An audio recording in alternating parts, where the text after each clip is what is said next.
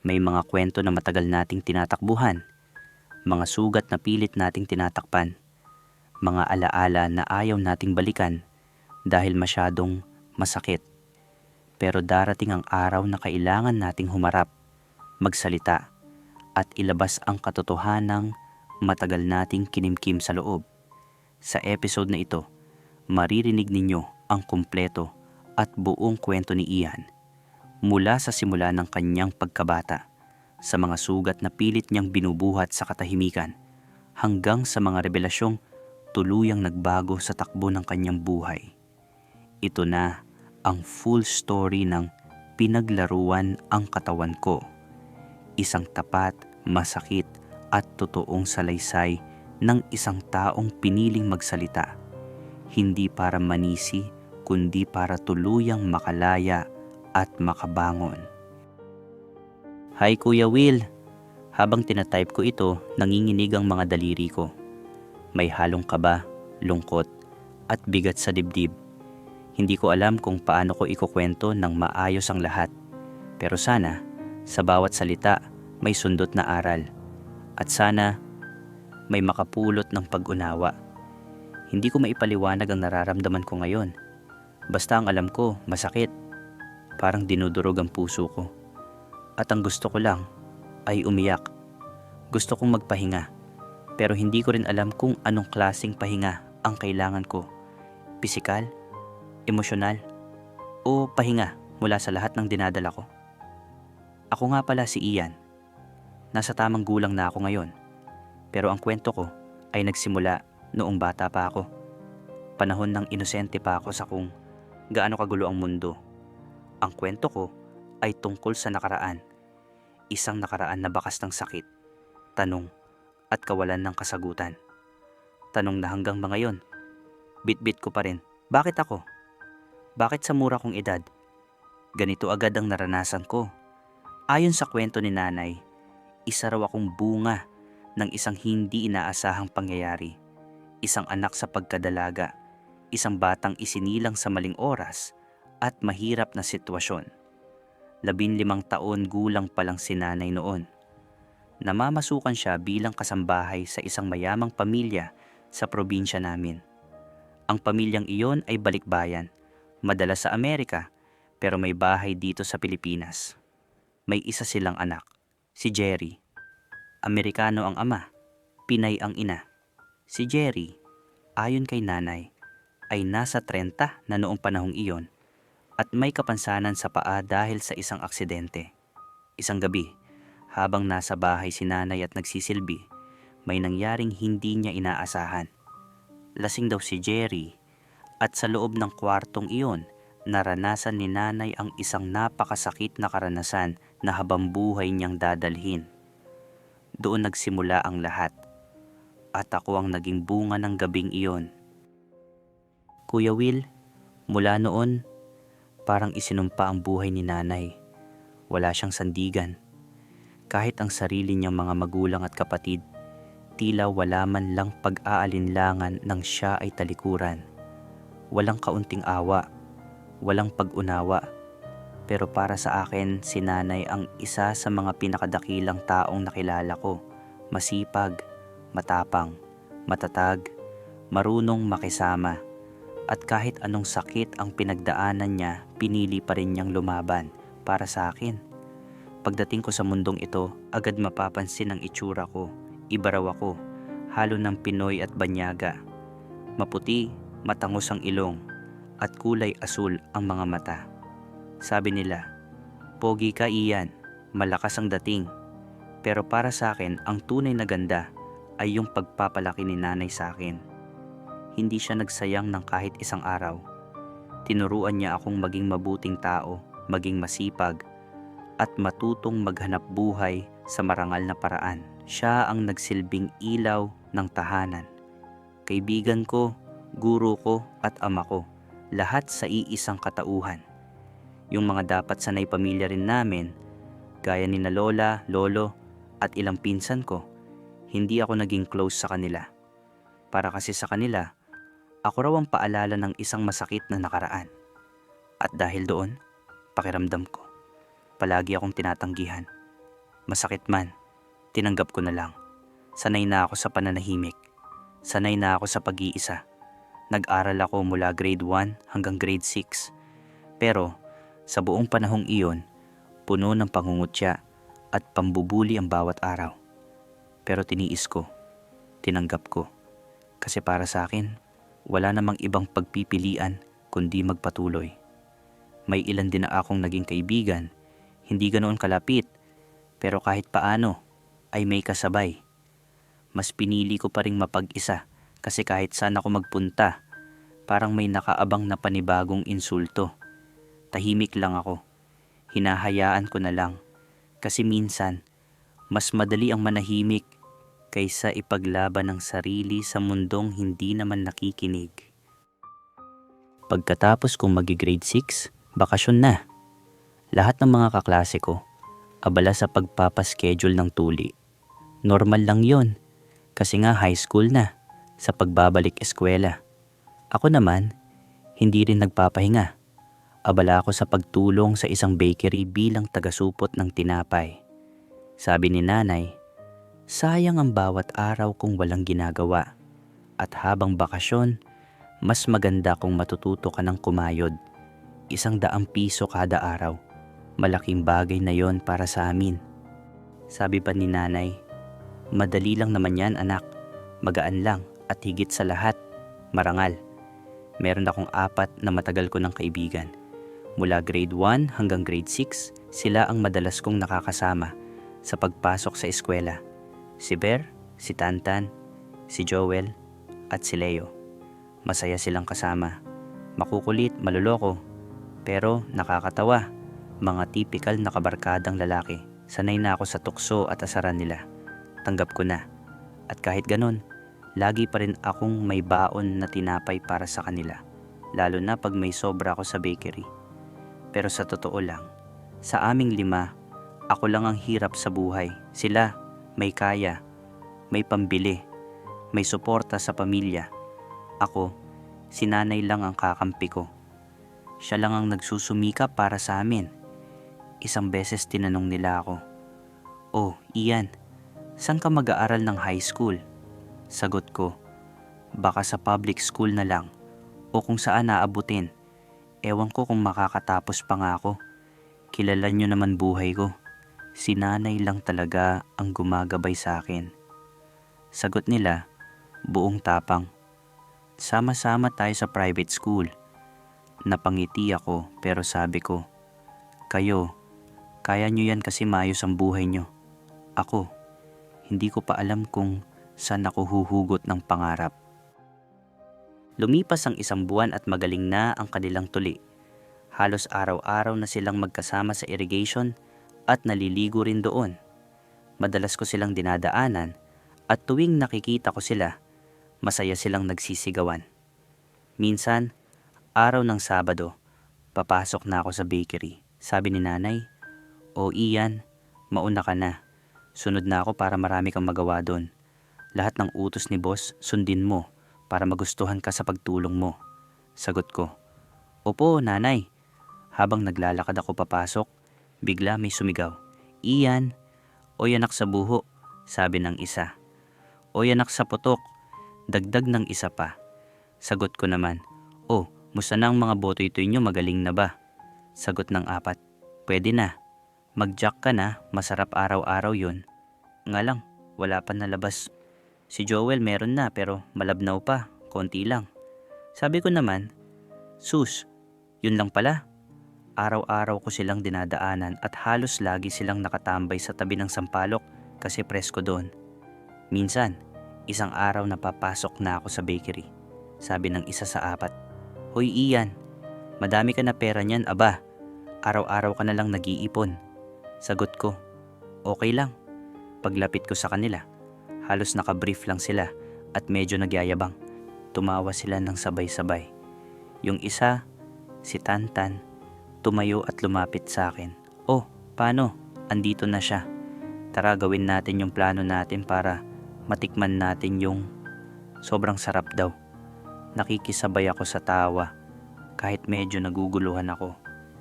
Hinawakan ni Leo at Joel ang magkabilang kamay ko. Sabi ni Ver, "Oh, sino sa atin ang una?"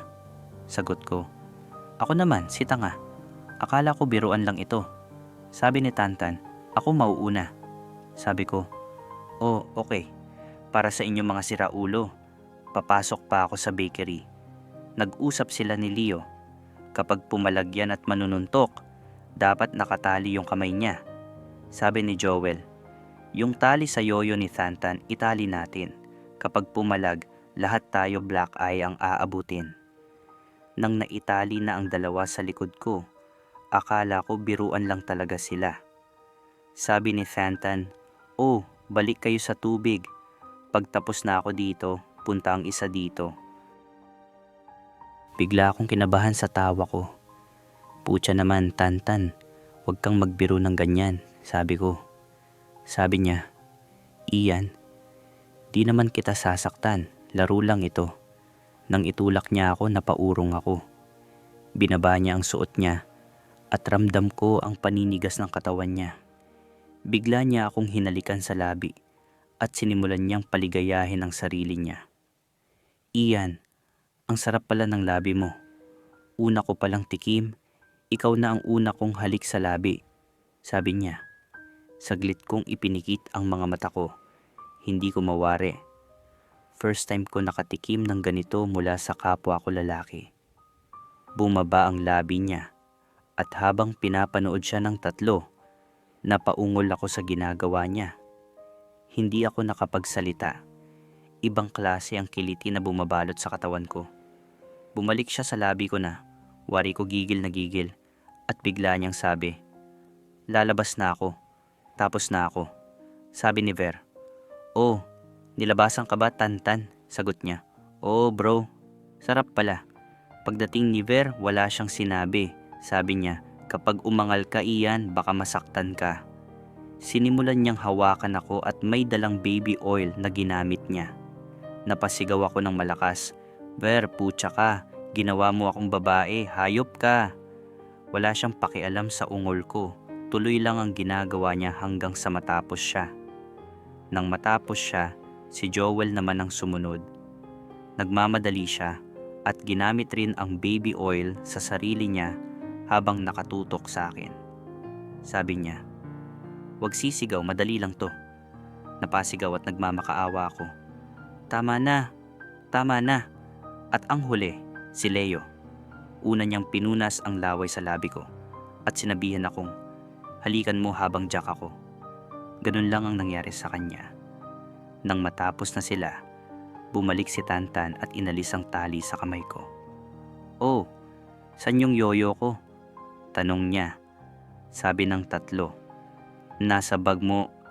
Nang maialis na ang tali, pinigil ko ang iyak ko at hindi nagkaroon ng lakas ng loob na magsalita. Nanginginig ang boses ko. "Kuya Will, pagkatapos ng nangyari, hindi na ako umimik.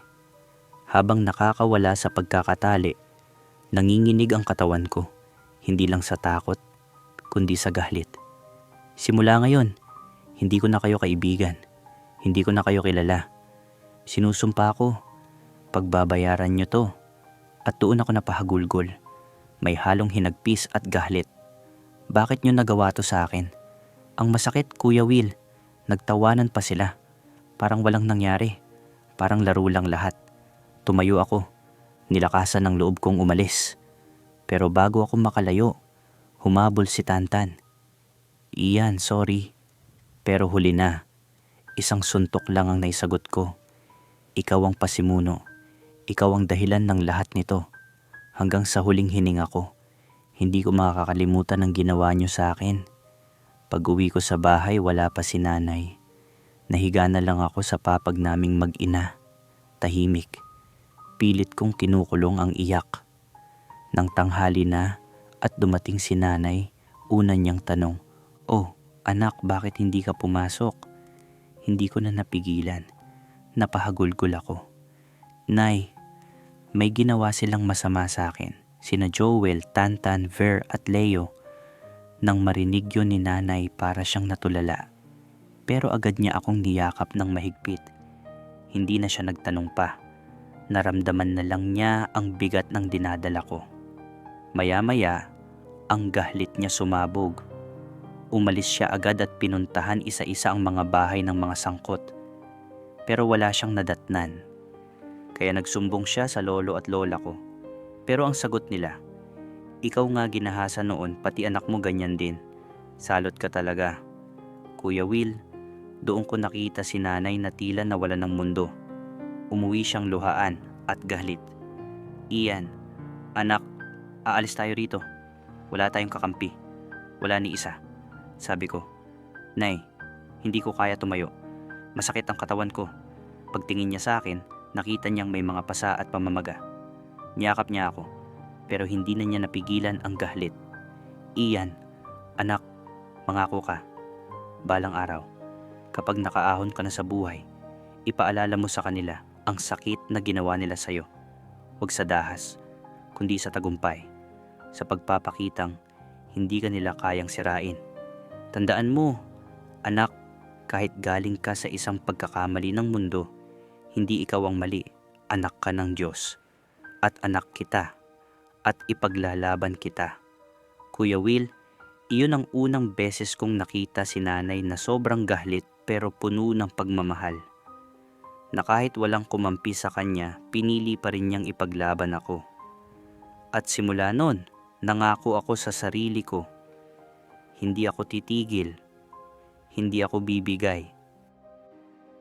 Kuya Will, pagkatapos ng lahat, pinayagan muna ako ni nanay na magpahinga ng ilang araw. Tahimik lang ang bahay pero ramdam mo ang bigat. Ang katahimikan, parang sigaw na hindi masambit. Nung Sabado ng hapon, napagdesisyonan na naming umalis. Bit-bit ang ilang gamit, sumakay kami ng jeep. Tahimik lang si nanay habang nakatingin sa labas. Ako naman, pilit nilalabanan ng kaba. Habang naghihintay kami ng masasakyan, sa di kalayuan, nakita ko ang 4 kong mga dati kong kabarkada. Nakatitig lang sila sa amin, tahimik, at habang paalis na ang jeep, kumaway pa si Tantan at Leo. Hindi ko sila pinansin. Pinili kong huwag tumingin pabalik. Sabi ni nanay, kung hindi kita ilalayo, uulitin nila yan. Alam nila na wala kang matatakbuhan dito, Ian. Pagkarating namin sa pinuntahan naming lugar, isang simbahan ang sumalubong sa amin. Isang J.I.L. Church. Ang pastora doon, amo ni nanay noon. Mainit ang pagtanggap nila. Walang pag-aalinlangan. Sa unang yakap pa lang ng pastora, naramdaman kong ligtas na ako. Ikinuwento ni nanay sa kanya ang lahat, mula sa pagkabata ko, hanggang sa kung paano ako dumating sa buhay niya. Pati ang katotohanan tungkol sa aking ama. Walang halong paghusga ang pagtanggap nila. May aruga, may pangunawa, parang isang pamilya. Doon kami pansamantalang nanirahan sa likod ng simbahan sa isang maliit na kwarto na noon ay imbakan ng gamit. At doon nagsimulang muling maghilom ang puso ko. Kuya Will, unti-unting naging maayos ang lahat. Nakapag-enroll ako sa high school. First and second year ko, tahimik, payapa at ligtas. Wala akong naririnig na pananakot. Wala na ang takot noon. Nang kinailangan ng mag-abroad si nanay bilang domestic helper, iniwan niya ako sa pangangalaga ni pastora. At sa puso ko, mas napanatag ako kasi alam kong may mga taong handang tumulong, makinig, at magmahal kahit hindi kadugo. Sa kabila ng lahat ng nangyari, nagpapasalamat pa rin ako kay inay. Dahil sa kanya, unti-unting naging maayos ang takbo ng buhay namin. Noong napunta kami sa simbahan ni pastora, nagsimula na akong makabangon. Si pastora at ang asawa niya ang tumulong sa amin at naging daan para makabalik ako sa normal na buhay.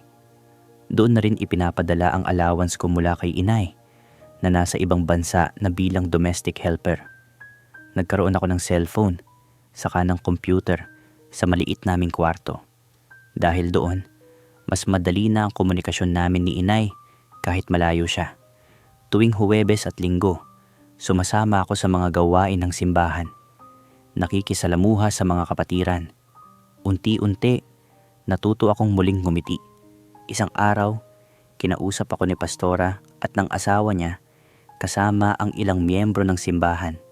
"Anak Ian," sabi nila, "yung tito mo, pati ibang kapatiran natin, nagtatrabaho sa isang kumpanyang tawag ay Oxion Solar System dito sa bayan.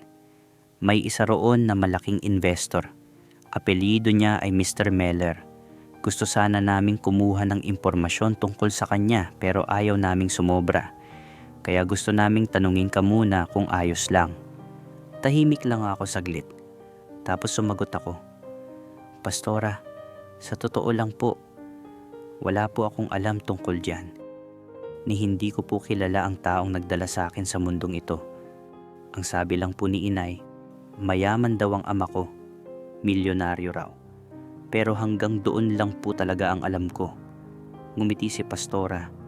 Hinawakan niya ang kamay ko. "Alam mo, Ian, mula nang kinupkop namin kayo ni Inay, araw-araw naming dasal ay sana magkaroon ng linaw ang lahat.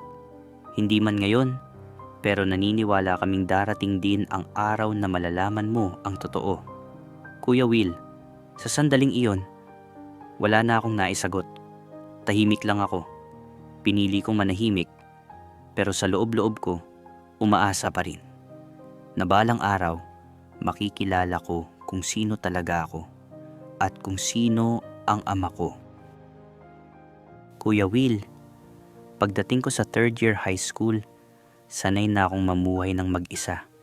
Si nanay naman, todo kayod sa abroad para matupad ang pangarap naming makaipon. Doon kami pareho nakatutok sa kinabukasan. Pero bigla akong nagtaka. Yung simbahan na tinutuluyan namin, bigla na lang may solar panels. Tapos, sa kwarto ko, may bagong aircon at pinalitan pa ang lumang higaan. Nagulat ako. Hindi ko alam kung saan nanggaling ang mga biyaya. Hanggang sa kinausap ako ng mag-asawa, si Pastora at ang asawa niya. "Ian, anak, sa darating na Sunday may bisita tayo. Pwede ka bang umattend?" Sagot ko, "Opo naman, Pastora. Dumating ang Sunday. Akala ko regular lang na Sunday service." Pagkatapos ng gawain, nagsiuwian na ang lahat pero may ilang naiwan. Sabi ni Pastora, "Doon tayo sa likod, Ian. May gusto lang sanang makausap ka." Tahimik lang ako. Pinili kong makinig. Pagdating namin sa bahay nila sa likod ng simbahan, may dalawang lalaking nandoon, pareho naka-uniforme. Nabasa ko sa suot nila, tila galing sila sa isang opisyal na ahensya. Maayos silang magsalita at hindi intimidating. "Okay ka lang ba dito, Ian? Hindi ka ba nababagot?" Tanong nila. Sagot ko naman, "Basta po may tunog sa paligid at may pagkain, okay lang po ako." Tapos, may kinuha silang konting sample. Buhok, dugo at nails. Ipinaliwanag nila agad. "Huwag kang mabibigla, Ian. May instructions kasi mula sa taas. Hindi ito para sa kaso o problema, kundi para makatulong sa'yo, lalo na sa pag-aaral mo." Tumango lang ako. Medyo kabado, pero nagtanong ako, "Sir, baka po makulong ako." Hindi po ako sangkot sa anumang gulo. Tahimik lang po ako, kahit marami akong dinadala sa puso. Mas gusto ko po yung mag-isa. Si nanay po, nasa abroad. Napangiti lang sila. Sabi ng isa, "Ian, alam namin ang pinagdaanan mo. Huwag kang matakot. Ligtas ka. Wala kang dapat ipag-alala." Pagkaalis ng dalawang bisita, naiwan ako sa loob kasama ang mag-asawang Pastora. Tahimik lang ako habang nag-iisip. Pagkaalis nila, agad akong tumawag kay nanay. Kinuwento ko ang lahat. Napatawa lang si nanay sa kabilang linya. "Anak, baka may magandang dahilan kung bakit nangyayari yan. Basta manalig ka lang." Lumipas ang mga araw at buwan at mas naging maayos ang takbo ng buhay ko. Sa tulong ng simbahan at ng Pastora, naging mas secured din ang tinutuluyan ko. Naglagay sila ng CCTV sa kwarto ko para masigurong ligtas ako habang mag-isa. Kahit may cellphone ako na Hindi ako mahilig sa social media. Mas pinili kong ituon ang oras ko sa pag-aaral. Minsan, sabi ni nanay sa tawag, "Anak, gawa ka kaya ng Facebook account? Para malibang ka naman, hindi lang puro sounds at music." Sagot ko, "Nanay, baka kung ano-ano pa ang makita ko roon. Kaya hayaan na lang muna." Napatawa si nanay. "Kalma ka lang, anak. Darating din ang araw na ikaw ang magiging inspirasyon ng marami. Ikaw ang magiging pinag-uusapan, pero sa maganda at maayos na paraan." Sagot ko sa kanya, sabay tawa, "Nanay, baka ikaw ang may tinatago dyan ha? Huwag mong kalimutan usapan natin. Walang iwanan." Napatawa si nanay at sinabing, "Meron lang nagpaparamdam. Hiwalay naman na siya sa asawa at matagal na naming kakilala. Pero ikaw pa rin ang priority ko." Sagot ko, "Ikaw ang bahala, nanay. Basta tandaan mo, tayo lang ang may tunay na laban sa buhay na to." Kuya Will, dahil sa pagiging mag-isa ko, doon ko mas naayos ang mga plano ko sa buhay. Lahat ng pangarap ko, unti-unting nabubuo sa katahimikan ng gabi at sa lakas ng loob kong buuin muli ang sarili ko. At nang dumating ang 4th year high school, akala ko magiging tahimik lang ang lahat. Pero isang araw, sabi ni nanay sa tawag niya mula abroad, "Anak, uuwi ako sa graduation mo. Pangako yan, Ian." At doon nagsimulang muli ang pag-ikot ng mundo ko. May mga gabi na nakakaramdam ako ng kaba. Parang may mga taong umiikot sa paligid ng church. Hindi ko alam kung bakit. Pero may kakaibang pakiramdam. Lunes ng umaga, nakabihis na ako papasok sa school. Paglabas ko sa gate ng church, may nakapark na kotse sa tapat. Nandoon si Pastora. Bati ko sa kanya, "Good morning po, Pastora. Papasok na po ako sa school." Pero bago pa ako makalakad palayo, may bumaba mula sa sasakyan. 2 lalaki. Narinig ko ang isa sa kanila na binanggit ang pangalang Mr. Meller. Napalingon ako. Hindi ko kilala ang pangalan. Lumapit si Pastora, inakbayan ako, at mahinahong nagsabi, "Tara, anak, pumasok muna tayo. May pag-uusapan tayo sandali." Pumasok na rin ang sasakyan sa loob ng compound, binuksan ang gate. Pagdating sa loob ng bahay, pinaupo ako ni Pastora. Sabi niya, "Ian, huwag kang mabibigla. May ipapakilala ako sa'yo. Sana handa ka na." Kinabahan ako. Hindi ko maintindihan pero parang nanginginig ang tuhod ko. Sabi pa ni Pastora, "Anak, huwag kang matakot. Sagot to sa mga dasal natin." Tinawag niya ako, "Tara, labas tayo sa kwarto mo. Tibayan mo ang loob mo." Paglabas ko, nakita ko sa lamesa ang isang lalaking matangkad, maayos ang bihis, at nakangiti. Tahimik lang ako. Tiningnan ko si Pastora at nagtanong, "Pastora, sino po siya?" Sagot niya, "Ian, siya ang biological father mo. Naalala mo nung kinunan ka ng dugo at sample ng buhok? Siya ang dahilan kung bakit." Nanlumo ako.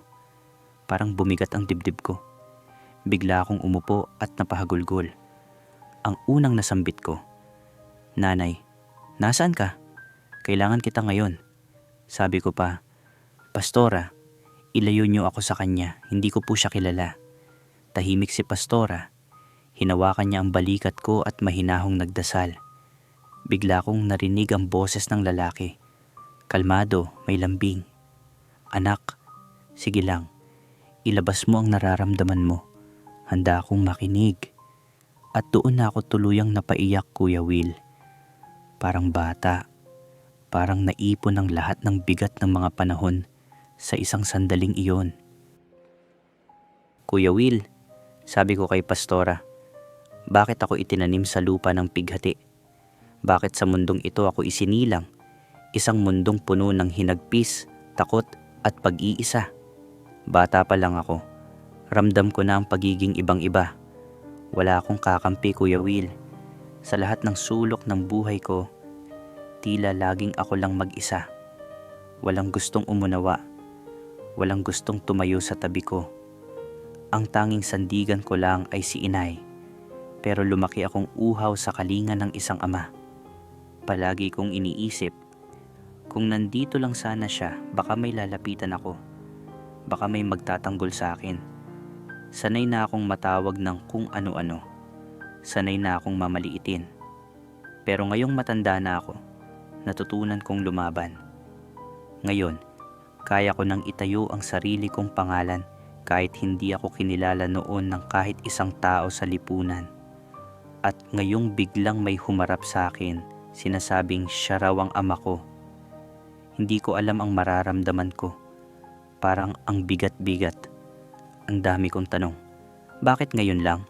Bakit ngayon pa? Napaluhod ako. Napayuko. Inuntog ko pa ang noo ko sa pader sa sobrang bigat ng damdamin. Sabi ko, Pastora, alam niyo ang lahat. Alam niyo kung paano nila sinira ang pagkatao ko. Kung gaano ako nasaktan at kung ilang taon ko kinimkim lahat. Wala akong ibang masumbungan kundi ang sarili ko. Minsan nga naiisip ko, buti pa siguro kung hindi na lang ako ipinanganak. Sa sobrang sakit ng loob ko, napaiyak ako ng malakas. At sa gulat ko, niyakap ako ng lalaki sa harap ko. Yakap na mahigpit, hindi ko inaasahan. Narinig ko siyang nagsabi, My boy, I'm sorry. Please forgive me. Patawad sa lahat. Doon na ako napaiyak ng todo. Parang bata, Kuya Will. Parang sa isang iglap, bumalik ako sa pagiging sanggol na naghahanap ng kalinga. Habang yakap ko siya, napatingin ako sa mukha niya. At sa kauna-unahang pagkakataon, may narinig akong mga salitang paulit-ulit. My boy, my son? Sabi ni Pastora habang lumuluha rin. Ian, anak, salamat. Salamat sa pagbubukas ng puso mo. Ngayon pwede kayong mag-usap. Huwag kang matakot. Tumango lang ako, sabi ng papa ko. Ian, my boy. Itinaas niya ang damit niya at ipinakita ang tattoo sa dibdib niya. May pangalan ako roon. May larawan naming dalawa. Tapos kinuha niya ang wallet niya. May pinakita siyang luma ng larawan. At nang makita ko, grabe, kamukhang kamukha ko siya. Kuya Will, matapos ang matagal naming pag-uusap ng papa ko, bigla siyang nagsabi, My boy, pwede ka bang sumama sa bahay ni papa? Medyo nagulat ako. Sabi ko, hindi ko po alam sir. Papa, napatawa siya. Hey, don't call me sir. I'm your papa. Sabay gulo sa buhok ko. Parang lumambot ang puso ko sa sandaling yon. Habang nagkakagaanan na kami ng loob, may dumating na merienda. Ramdam kong namumugto ang mga mata ko kakaiyak. Sabi ko kay Pastora, bukas na lang po ako papasok sa school. Sagot niya, anak, nakatawag na ako sa principal mo. Naiayos ko na. Magpahinga ka muna. Sumama ako sa papa ko, Kuya Will. Pagbaba namin ng kotse, inalalayan ko siya. Napansin ko, panay ang titig niya sa akin. Sabi niya, anak, grabe. Ang pogi mo. Parang nakikita ko ang kabataan ko sa'yo. Daig mo pa ako, may blue eyes ka pa. Sabi niya, yun ang namana mo sa lolo mo. Blue eyes din siya. Pagpasok namin sa bahay nila, napamangha ako.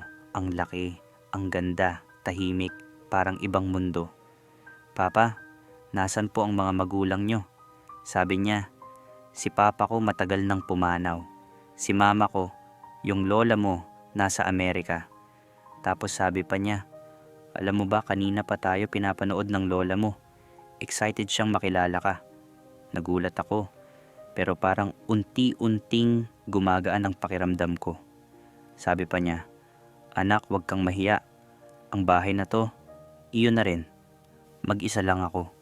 Akala ko nga noon, hindi na ako magkakaroon ng anak. Pero, heto ka, at hindi lang basta anak. Isa kang biyaya. Kuya Will, sinimulan niyang ikwento ang buong buhay niya kung paano siya nakapagtayo ng mga negosyo, kung gaano siya naging abala sa buhay abroad, at kung paanong kahit nasa layo siya, palagi siyang nanalangin na sana may isang araw may mahahanap siyang anak. Ibinahagi niya na isa siya sa mga may pinakamalaking bahagi sa isang kilalang kumpanya ng solar energy, ang Auction Solar System. 84% ng shares anak, akin, sabi niya. At kung ano man ang meron ako ngayon, gusto kong ibahagi sa iyo. Kuya Will, lumipas ang mga araw at buwan. Sa bahay ng papa ko na ako tumira. At mula roon, unti-unting nag-iba ang takbo ng buhay ko. Masasabi kong bigla akong lumundag mula sa hirap patungo sa ginhawa. Pero syempre may pagkakakulit din si Papa. May pagka-joker, parang si Ken Koy sa mga galaw at biro. Noong malapit na akong magtapos ng high school, 2 buwan na lang sana, bigla siyang muling bumalik sa Amerika. Hindi ko na napigilan ang sarili ko. Parang bata akong nagwala. Sabi ko sa kanya, isa kang mapaglinlang. Sana hindi ka na nagpakilalang ama kung iiwan mo rin ako. Kung hindi ka babalik, lalayas ako sa bahay na to. Sanay naman ako sa hirap. Habang umiiyak ako, ramdam ko yung bigat sa puso ko. Pero sagot ni Papa, anak, napakasarap sa pakiramdam na may naghahanap na sa akin. Hindi pa ako nakakaalis, gusto ko na agad bumalik. Trust me, uuwi ako bago ka magtapos. May kailangan lang akong ayusin sa Amerika. Importante to. Kuya Will, pagbalik ni Papa, mas tumibay ang samahan naming mag-ama. Unti-unti, nabuo yung pagkatao ko. At si Nanay, ibang-iba na rin ang saya niya. Sabi niya sa akin, anak, siguro naman, pwede na akong umibig ulit. Natupad ko na yung matagal kong pangarap, na mapalaki ka ng maayos, ligtas, at puno ng pagmamahal. 'Di ba sabi ko sa'yo, lahat ng bagay may dahilan. Ngayon, bilang ganap na tao, oras na para humakbang ka patungo sa sarili mong laban. At dito na pumasok ang isa sa pinakamabigat na revelasyon, Kuya Will. Sabi ni Nanay, anak, may sasabihin ako sa'yo. Alam mo bang 2 sa mga taong gumawa ng masama sa'yo? Nandito na rin. Anak sila ni Tito Choy mo, ang kinakasama ko ngayon. Si Tantan, bunso ni Tito Choy. At si Leo, anak niya sa unang asawa. Kaya wala silang alam sa plano ko. Akala nila, nakalimutan mo na ang lahat. Pag nakapaghiganti ka na, hindi sa dahas kundi sa tagumpay at katotohanan, doon ko masasabi sa sarili ko na may hustisya.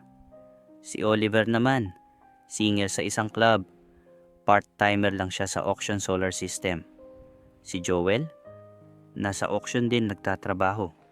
Anak, simulan mo na ang plano mo. Kapag kinasal na kami ni Tito Choy, gusto ko, andito ka.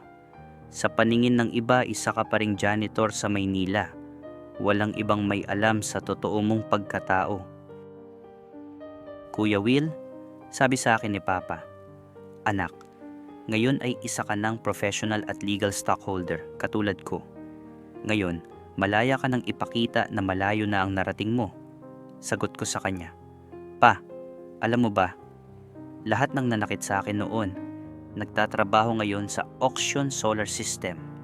Napatingin si Papa at ang tanging sagot niya, good, magandang pagkakataon yan. Makuha natin ang impormasyon ng malinis. Kilala sila ng asawa ni Pastora, siya ang makakatulong natin. Sabi ko, Papa, ayokong gumawa ng gulo, pero gusto kong makuha ang hustisya ng maayos, marangal. At sana, wag mo muna sabihin na nagtatrabaho na rin ako sa auction. Gusto ko tahimik lang. Ayokong pag-usapan agad ang pagbabalik ko. Sagot ni Papa, Deal my son. Alam ko ang nilalaman ng puso mo. Isang araw, bandang 10:00 ng umaga, break time ng mga empleyado, nagpunta si Papa sa field kung saan tinetest ang mga solar panels.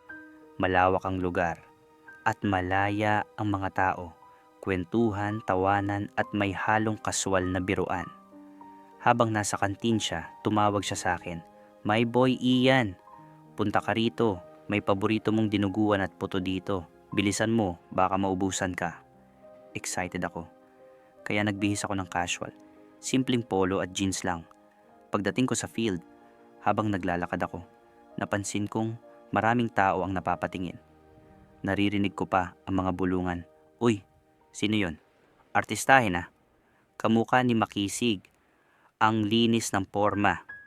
Paglapit ko sa mesa ni Papa, napansin ko ang mga dating kaklase ko. Kasama pa mismo ang mga taong minsang naging dahilan ng sakit ko. May biglang nagsalita. Aba, hindi ba yan si Ian? Yung dati nating kaklase. Si Ian yun ah. Yung biglang naputol ang tawanan. Anak ng buhuraw dati. Anong ginagawa niya rito? Pero hindi ko sila pinansin. Tahimik lang ako. Ngumiti lang ako ng magaan. Diretso lang sa upuan katabi ni Papa. Maya-maya, lumapit si Joel. Isa sa mga taong nanakit sa akin noon. Mayabang ang dating niya. Uy, Ian, anong ginagawa mo rito? Tabi ka pa sa Amerikano ah. Ang ganda ng porma mo ngayon. Tahimik pa rin ako. Walang sagot. Wala ring galit sa mukha ko. Kalmado lang. At doon sinabi ni Papa habang nakatingin sa kanila, My son, this place is toxic. But your presence here brings change. Kaya hayaan mo na sila. Nang umalis kami ni Papa sa auksyon, diretso lang ang lakad ko. Wala akong nilingon. Tahimik lang. Bit-bit ang dignidad at katahimikan. Maya-maya, mula sa likod, narinig ko ang isang sigaw. Uy, Ian, buhay ka pa pala. Akala namin, tawanan. Pero hindi ko na pinansin. Hindi na ako yung dating Ian na madaling masaktan sa bawat salita. Pagdating namin sa opisina, dumiretso si Papa sa general manager. Tahimik siyang nagsalita. Pero ramdam ko ang bigat ng kanyang mga sinabi. Kinabukasan, lahat ng mga sangkot sa pananakit, pati na rin ang mga tumawa at nambastos, isa-isa silang pinatawag sa gate. Bawat isa, binawi ang ID. Bawat isa, may natanggap na sulat mula sa admin. Letter of Unprofessional Misconduct. 2 buwan silang walang pasok, walang sweldo. Pinagpahinga ng kumpanya bilang bahagi ng internal investigation. Gabi na. Tumawag si nanay. Ian anak, may balita ka ba? Nagkakagulo dito sa kumpanya. Bakit po nanay? Aba, 47 katao raw ang pinauwi. Hindi nila alam ang dahilan. Ang sabi pa, tanging si Mr. Meller lang ang makakapagbalik sa kanila sa trabaho. Napatawa na lang ako nang marinig yon, Kuya Will. Ian, anak, mga regular pala sila. Wala raw maisagot ang mga guard kung bakit nangyari yon. Lumipas ang 1 buwan at 1 linggo. Natuloy na rin ang kasal ni nanay sa dati niyang kababata. Nagulat pa ako sa tawag niya. Anak, parang nakalimutan mo yata ang kasal ng nanay mo, ha? Nanay, papunta na ako. Siyempre hindi ko makakalimutan yan. Usapan natin yan. Ian, andito silang lahat. Alam nilang darating ka. Kasal ko ito, anak. Sa wakas, nanay, excited na akong makita ang bagong bahay mo. At syempre, ang babaeng nagbigay ng buhay sa akin. Sagot ni nanay, sabay tawa. Sus, lambing mo talaga, anak. Kuya Will, simple lang ang suot ko. Shorts at regular na t-shirt. Nang makarating ako sa bahay ni inay, ipinarada ko ang sasakyan ni Papa sa harapan. Pagbaba ko, ramdam kong nakatingin silang lahat sa akin. Unang bumulaga, si inay. Ay, andito na ang first boyfriend ko. Sabay yakap at tawa. Nagmano ako sa kanya. Tahimik lang ako. Wala akong pinansin sa kanila, kahit isa. Pagpasok ko sa loob ng bahay, tumingin-tingin ako sa paligid. Simple ang disenyo. Malinis. Saktong-sakto para kay inay. Pagkatapos kong kumain, napansin ko ang dami ng bisita sa labas. May kantahan, may inuman, kanya-kanyang pwesto. Nilapitan ako ng asawa ni inay, si Tito Choy. Oh, halika sa labas para makita mo ulit ang mga kababata mo. Kuya Will, sa totoo lang, alam kong darating ang eksena na ito. Handa na ako at inihanda ko rin ang sarili ko, hindi para sa gulo, kundi para sa paghaharap. Lumabas ako at nakipagkamayan sa mga bisita. Yung ngiti ko, kalmado. Kunwari, walang alam, walang galit. At habang umiikot ako, napadako ako sa mesa kung saan nakaupo ang mga dati kong kabarkada at kaklase. Pagkakita nila sa akin, abot tainga ang ngiti nila. Ako na ang unang lumapit, may lakas ng loob at ngiti. "Oh, kamusta na kayo?"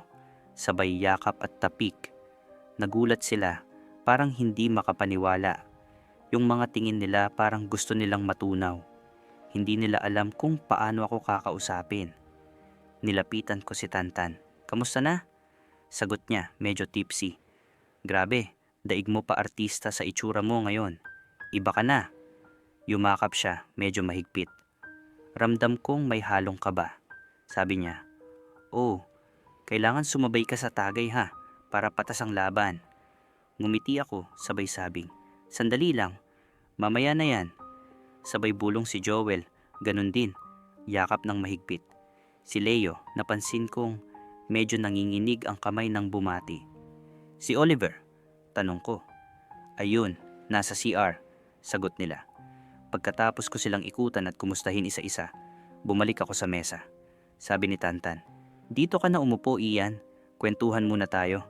"Sure," sagot ko. Tahimik akong umupo. Pero sa loob ko, may malalim na iniisip, hindi para sa paghihiganti sa dahas, kundi para sa pagharap sa nakaraan ng buong tapang. Habang nagkwekwentuhan kami sa mesa, napansin kong halos lahat sila tahimik. Yung tingin nila parang nagbabasa ng emosyon ko. Pero ngumiti lang ako. "Oh, kamusta na kayo? Ikaw, Tantan, may asawa ka na ba?" "Meron ng kinakasama, pre," sagot niya. "Ikaw, Ver?" "Wala pa rin, pre." "Leo?" "Wala pa." "Joel?" "Meron na. May isang anak na rin ako." Natawa kami. Typical na kwentuhang reunion. Walang halong yabang, walang tensyon. "Oh, akala ko lang." Sabi pa nila, "Pre, simula grade 6 hanggang ngayon." "Aba, tanda na natin ha." Tinanong naman nila ako, "Ikaw, Ian, may asawa ka na ba?" Ngumiti ako. Medyo pabiro ang tono ko. Gusto ko kayong apat ang mapangasawa ko. Nagkatawanan silang lahat. Pero sa likod ng tawa, may tensyon na hindi ko maipaliwanag. Napatingin sa akin si Joel, diretso, walang ngiti. Sabay sinadyang kalabitin ang paa ko sa ilalim ng mesa. Napatingin din ako sa kanya. Tahimik lang, pero may sinasabi ang mga mata. Si Tantan, nasa kaliwa ko. Marahan kong idinikit ang kamay ko sa hita niya. Si Bear naman, sa kanan. Napatitig siya sa akin habang kunwari ay wala akong ginagawa. Si Leo, tahimik pero nakatingin sa akin na parang nag-aabang ng kilos. Bigla akong tumayo. Sandali lang, kukuha ako ng yosi sa kotse. Sabay tayo si Tantan, sumunod siya. Pagdating sa sasakyan, binuksan ko ang pinto, nakatingin lang siya. Tan, pakiabot naman sa loob, nasa likod ng upuan. Habang nakayuko siya sa loob ng sasakyan, saglit akong natigilan. Ramdam kong muli na naman akong nadadala ng emosyon. Nang humarap siya, hindi na ako nakapigil. Hinalikan ko siya. Nagulat siya. "Ian," sabi ko, "ikaw ang una. Ikaw ang una kong tinanggap kahit alam kong bawal. Pero bakit ganito? Ang sarap balik-balikan." Napatingin siya seryoso. "Ian, ligawan kita. Handa akong lumaban kung saan man to dalhin." Tahimik lang ako. Pero ang loob ko, magulo. "Tara na, balik na tayo." Pagdating namin sa mesa, inilapag ko ang yosi. Tahimik pa rin lahat. Tinawag ako ni nanay. "Anak, baka malasing ka dyan. Hindi mo pa nakikita yung mga kwarto ko dito sa bahay." Tumayo ako agad. "Opo, nay."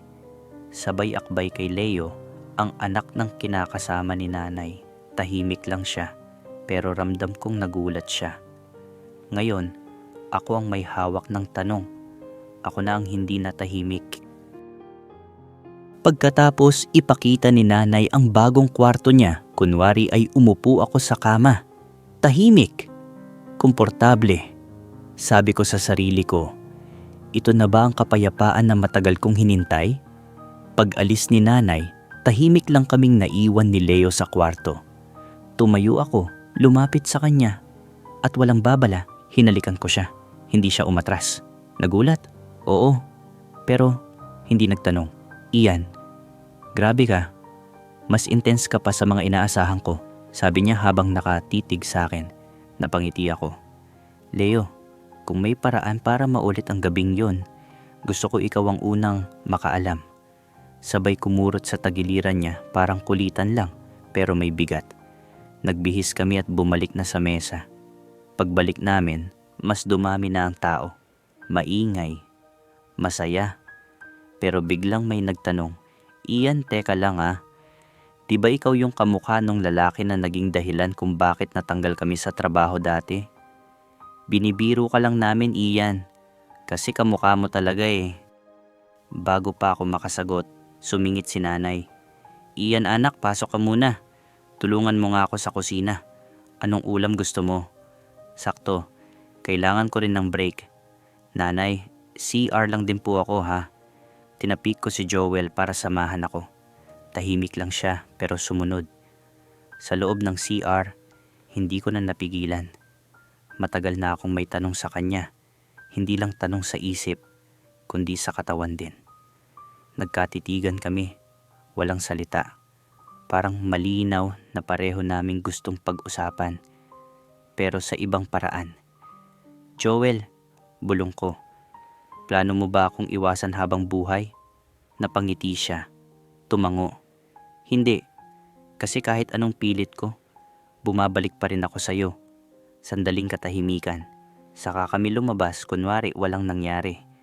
Pagbalik sa mesa, napansin kong pinagdikit na ni Tito Choi ang dalawang mesa. Parang handang-handa silang pakinggan ng mga tanong at kwento. Pero ako, handa na rin. Tumayo ako at nagsalita.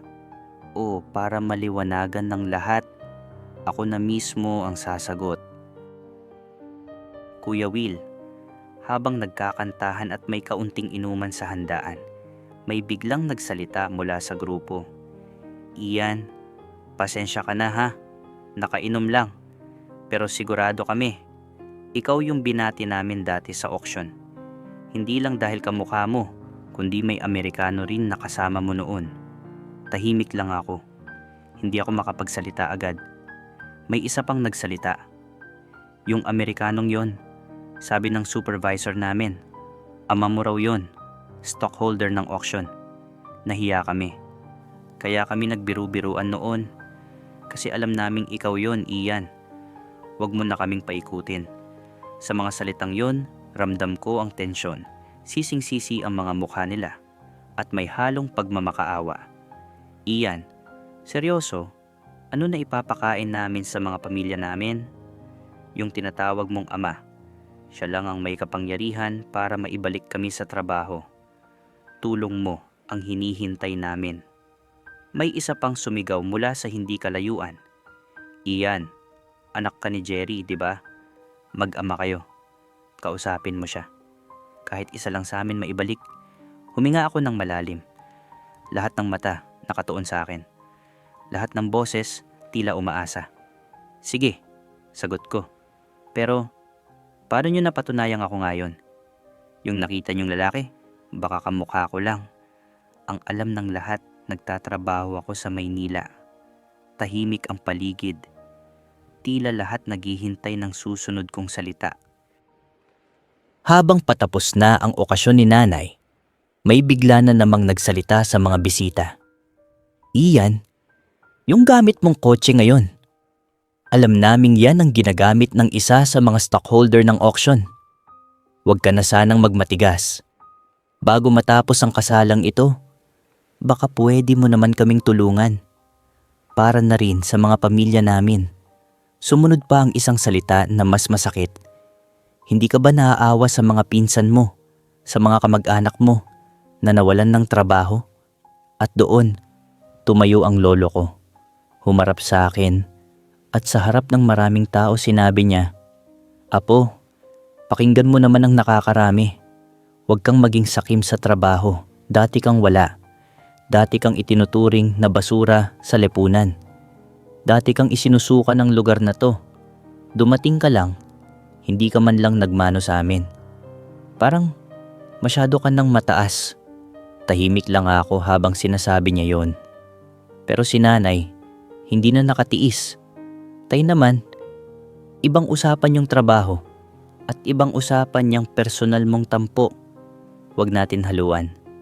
Kuya Will, doon na nag-iba ang timpla ng pakiramdam ko. Ang lalamunan ko, parang may bumara. Pero pinilit kong magsalita ng maayos. 2 dekada akong hindi bumalik dito. At sa pagbabalik ko, ganito ang salubong. Patawad lalo na sa iyo, Lolo. Pero sana tandaan natin, bago kayo nag-apply, pumirma kayo sa kontrata. Hindi lang trabaho ang nakataya roon, kundi respeto. Kung titingnan nyo ako batay sa nakaraan ko, sige. Pero sana, tularan nyo rin ang ginawa ko, ang magbago. At kahit pigil ang luha ko, tumuloy ako. Ito po ang bahay ng nanay ko. Obligasyon kong pumunta rito. Pero yung ginawa nyo, hindi pagdalaw, kundi parang pagsalakay. Ang binigay nyo sa akin ay hindi pagtanggap, kundi panghuhusga. Kung may problema kayo sa trabaho, huwag dito idaan. Bisita tayong lahat dito. Kung gusto nyo ng malinaw na usapan, pumunta kayo sa bahay na tinutuluyan ko. Doon, pwede nating pag-usapan. Pero dito, paalam po muna. Tumalikod ako. Bit-bit ang dignidad, hindi galit, pero malinaw. Hindi na ako yung dati na Ian, at oras na para ipaalam sa kanila na may halaga ako bilang tao. Kuya Will, bago ako umalis sa bahay ni Inay, may sinabi siya sa akin na tumatak. Ian, anak, hindi mo kailangan gumanti gamit ang galit. Paikutin mo sila para sila na mismo ang makaramdam ng bigat ng mga nagawa nila. Habang nagpapainit pa ako ng makina, nakita ko sina Tantan, Joel, Ver at Leo. Kumaway ako. Tara, inom tayo kahit konti. Gabi pa naman. Aya ko. Walang tanong, agad silang sumakay. Habang nasa biyahe kami, panay ang asaran at biruan. Pero sa likod ng mga tawa, nararamdaman kong may bumabagabag sa kanila. Parang nababasa nila sa kilos ko na hindi na ako yung dati na Ian na tahimik at duwag. Dumating kami sa isang lugar kung saan kami pwedeng mag-relax, kwentuhan, tawanan, inuman. Pero habang tumatagal, unti-unti kong nababalikan ang mga alaala. Hindi para masaktan ulit, kundi para harapin. Naalala niyo pa ba ako? Tanong ko bigla habang nagbubukas ng bote. Nagkatinginan sila. Walang gustong sumagot. Ako yung Ian na nilapastangan ninyo noon. Ako yung Ian na iniwan yung basag. Pero heto ako ngayon. Hindi para magalit. Nandito ako para makita nyo kung gaano ko tinaguyod ang sarili ko kahit kailan. Wala akong inagawan. Wala akong sinira. Tahimik sila. Wala ni isang makatingin ng diretso sa akin. Kahit isa sa inyo, walang humingi ng tawad. Pero okay lang, hindi ko kayo kailangang kalabanin. Kasi ang tagumpay ko na, ang pinakamalinaw na sagot sa lahat. Tumayo ako. Bukas, paggising nyo, sana dala nyo yung bigat sa dibdib. Hindi para parusahan kayo, kundi para gisingin kayo. Kuya Will, sa 3 pang natira, sina Tantan, Ver at Leo, naiwan silang tila may agam-agam. Pero si Joel, siya ang pinakamabigat sa lahat. Siya kasi ang numero 1 bully sa buhay ko. Tinawagan ko siya at sinabing pumunta siya sa address na ibinigay ko. Wala siyang kaalam-alam na iyon na ang bahay ng papa ko. Nang dumating siya sakay ng motor, sinalubong ko siya sa labas. Joel, tuloy ka. Welcome. Pagkapasok niya sa bahay, natulala siya. Ian, grabe. Ganito palang buhay mo ngayon, ang sabi niya habang nakamasid sa loob ng bahay. Dinala ko siya sa kwarto ko para makapag-usap kami ng masinsinan. Joel, sambit ko. Ako yung Ian na nilapastangan ninyo noon. Sa trabaho, sa eskwela, sa pagkatao. Tahimik siya, hindi makatingin, Maya-maya ay naupo siya at saka bumulong. Ian, patawad. Hindi ko alam na ganito pala ang lalaking ginulo ko noon. Akala ko okay lang. Akala ko laro lang. Hindi ako naghahanap ng gulo, Joel. Sagot ko. Ang kailangan ko lang, closure. Hindi mo man maibalik ang nakaraan, pero sana matuto tayo pareho. Napaluha siya, lumuhod sa harap ko. Ian, sorry. Hindi ko alam na aabot sa ganito. May pamilya na ako ngayon. Nahihiya ako sa'yo. Hindi ko kailangan ng paghihiganti, Joel. Sabi ko, kailangan ko lang marinig na may nagsisisi kasi mula bata, inakala kong kaibigan kita. Pero sa mata ko, isa kang trahedya na binuo ko ulit bilang aral. Lumapit siya, niyakap ako ng mahigpit. Tama ka, Ian. Kung papayagan mo ako, gusto kong itama lahat. Bilang kaibigan, bilang tao. Ayusin natin. Hindi bilang utang na loob, kundi bilang respeto sa kung sino na tayo ngayon. Kinabukasan, bumalik si Joel sa trabaho, kasama na ulit si Leo. Pero ngayong araw na yon, hindi na sila mga anino ng kahapon. Isa na silang bahagi ng pagsasara ng kabanata na dati kong ikinubli. Kuya Will, 2 na lang ang natitira sa mga taong naging bahagi ng madilim na yugto ng buhay ko. Si Oliver at si Tantan. Si Oliver, nakausap ko ng masinsinan sa isang hotel kung saan kami nagtuloy matapos ang mahabang usapan. Pareho kaming medyo nakainom, pero malinaw ang intensyon ko, hindi para gumanti, kundi para maibsan ang bigat na dala ko. Nang malaman niya ang pinanggalingan ng sakit ko, hindi siya nagdalawang isip lumuhod, humingi ng tawad, at nagsabing handa siyang itama ang mali. Mula noon, bumalik na siya sa trabaho sa auction, dala na ang aral mula sa nakaraan. Natira si Tantan, ang una kong kinilalang matalik na kaibigan, at sa mata ko noon, isa sa mga nagtaksil sa tiwala ko. Dumalaw siya sa bahay ng papa ko isang gabi. Nang makita niya ang lugar, hindi siya makapaniwala. Ian, ikaw pala yung alamat sa auction.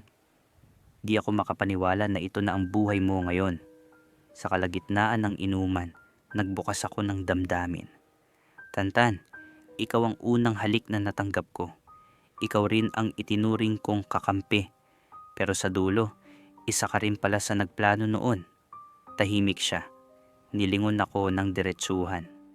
Ian, di ko sinadya ang sakit na nadulot ko. Totoo yung pagkakaibigan ko sa'yo. Totoo yung pagmamahal na di ko masabi noon.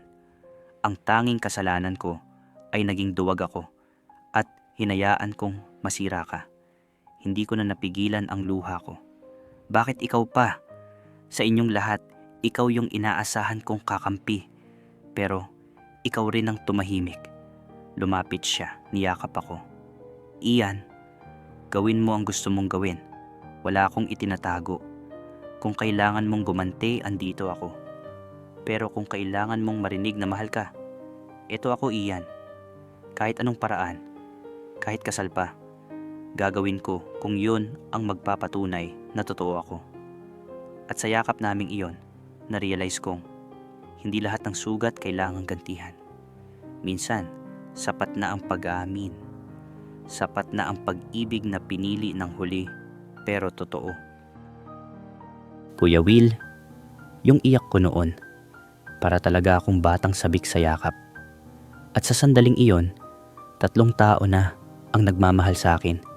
Si Papa, si Mama, at siya ang taong di ko inasahang magiging parte ng puso ko. Sabi niya sa akin habang yakap niya ako, Ian, kahit nilason ka ng maling paniniwala, kahit itinaguyod mo ang sarili mong mag-isa, andito ako. Bigyan mo lang ako ng pagkakataon. Kahit sa hirap o gulo, damayan kita. Hamunin mo ang puso ko. Tumulo na lang bigla ang luha ko. Tapos kusa akong yumakap pabalik. Sa dami ng sugat ko sa buhay, ngayon ko lang naramdaman na pinili. Hindi dahil kailangan, kundi dahil gusto. Ian, sabi niya ulit, mas pogi ka pa nga sa akin para kang apam. Ako, Ordinaryong Pinoy lang na minahal ka ng buo. Hindi ko napigilan ang tawa. Ano ba tong sinasabi mong chiki-chiki? Tanong ko. Ako ang una mong chikinini kaya tawagin mo na lang akong chiki. Sagot niya sabay kindat. Tawa kami ng tawa sa loob ng kwarto. Ganun siguro talaga pag buo ang tiwala at tapat ang puso. Kahit seryoso, may halong lambing pa rin. Bukas na bukas din, magpapatato ako. Pangalan mo at pangalan ko sa dibdib ko. Hindi ko alam kung matatawa ako o matutunaw sa kilig. Sige nga, sabi ko. Ano ang plano mo ngayong ikaw na ang chiki ko? Ian, sabi niya. Wala akong ibang balak kundi ituwid ang buhay ko. Ayoko na ng laro, gusto ko tayo. Kasama mo ako sa bawat galaw mo. Kung pwede nga lang, ipakilala mo ako kay Papa. Sagot ko, oo naman chiki. At kung darating man yung araw ng kasal, sabay natin haharapin. Kuya Will, nung una naming gabi ni Tantan bilang magkaibigan na naging higit pa roon, doon ko naramdaman yung tinatawag nilang koneksyon. Hindi lang sa katawan, kundi sa damdamin. Hindi ko na idedetalye, pero ang mahalaga, pareho naming pinili ang isa't isa. Wala nang galit, wala nang paghihiganti, kundi pagmamahal na walang halong takot o hiya. Lumipas ang ilang buwan. Sabi ni Papa, anak, susunduin natin si Lola mo sa Amerika. Magbabakasyon siya dito sa Pilipinas. Sabi ko kay Papa, pwede ko bang isama si Tantan? Sabihin mo lang kung may passport siya at tutulungan ko siya sa visa para makasama. At ayun nga, sabay kaming naglakbay. Sa unang pagkakataon, pinakilala ko siya kay Lola bilang taong mahal ko at hindi ko na kailangang itago. Sa Auction Solar System, may mga bulong-bulungan daw. Sinasabi ng iba na kumapit daw sa patalim si Tantan, pero ang sagot niya diretso, mahal ko si Ian. Pakakasalan ko siya kahit ano pa ang sabihin ng iba. Kuya Will, ang buhay nga pala ay punong-puno ng hiwaga. Minsan, akala mo tapos ka na. Pero ang totoo, doon pa lang pala nagsisimula ang biyaya. Ang buhay pala, kahit masakit, may pag-asa. Ang buhay, kahit magulo, may direksyon. Ang buhay, kahit pilit, may dahilan. Kaya sa lahat ng mga kagaya ko, na minsang nasaktan, nilait o binaliwala, maging totoo ka sa sarili mo. Maniwala ka, may taong magmamahal sa iyo ng buo, kahit sa mga bahaging sirang-sira ka na. Mabuhay ang samahan ng LGBTQ+. At mabuhay ka rin, Kuya Will, sa pagbibigay ng boses sa mga kwentong hindi basta isinisigaw ng iba. Ako si Ian, at ito ang kwento ng pagbangon, pagpapatawad, at tunay na pagmamahal. Maraming salamat. At dito nagtatapos ang buo at kumpletong kwento ni Ian. Isang salaysay ng sakit, katahimikan, at mga sugat na matagal niyang binuhat, pero piniling harapin, hindi para gumanti, kundi para tuluyang palayain ang sarili. Ang kwentong ito ay paalala na may mga sugat na hindi agad nawawala, pero may mga taong pinipiling tumayo kahit ilang beses nang nasaktan, na kahit sa gitna ng dilim, may mga pusong marunong pa ring umasa. Maraming salamat sa pakikinig hanggang dulo. Ito ang M2M Desires, kung saan binibigyang boses ang mga kwentong totoo, masakit at may lakas ng loob na magsabi ng katotohanan. Hanggang sa muli.